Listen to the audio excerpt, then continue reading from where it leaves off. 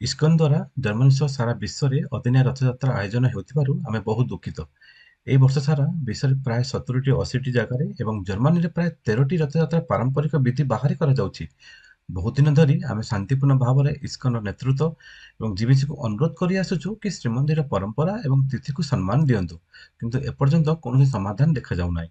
ତେଣୁ ମୁଁ ଓଡ଼ିଶାର ମାନ୍ୟବର ମୁଖ୍ୟମନ୍ତ୍ରୀ ଶ୍ରୀ ମୋହନ ଚରଣ ମାଝୀଜୀଙ୍କୁ ଏବଂ ଭାରତର ମାନ୍ୟବର ପ୍ରଧାନମନ୍ତ୍ରୀ ଶ୍ରୀ ନରେନ୍ଦ୍ର ମୋଦିଜୀଙ୍କୁ ବିନମ୍ର ଅନୁରୋଧ କରୁଛୁ ଯେ ଏ ବିଷୟରେ ହସ୍ତକ୍ଷେପ କରି ଜଗନ୍ନାଥ ସଂସ୍କୃତି ଏବଂ ଶ୍ରୀମନ୍ଦିର ପରମ୍ପରାକୁ ସୁରକ୍ଷା ପାଇଁ ଆବଶ୍ୟକ ପଦକ୍ଷେପ ନିଅନ୍ତୁ।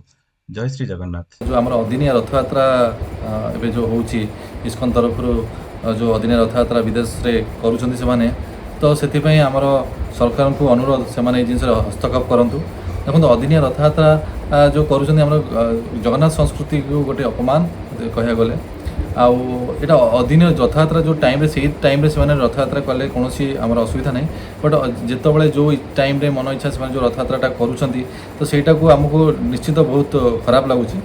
तो रथयात्रा करने को आम मना करनु। इस्कन तरफ जो रथयात्रा से करुँच हिसाब से सुविधा हिसाब से जो रथयात्रा करुँच से ठीक नुह। से आमर ओडिशा सरकार चीफ मिनिस्टर को एवं प्राइम मिनिस्टर अनुरोध करी से जिन हस्तक्षेप करूँ द्वारा जदि हो पार्ची रथयात्रा को ठीक टाइम रे इस्कन तरफ जो रथयात्रा से करुँच अदिनिया रथयात्रा से ठीक टाइम रे जमी हो से पदक्षेप नियंतु।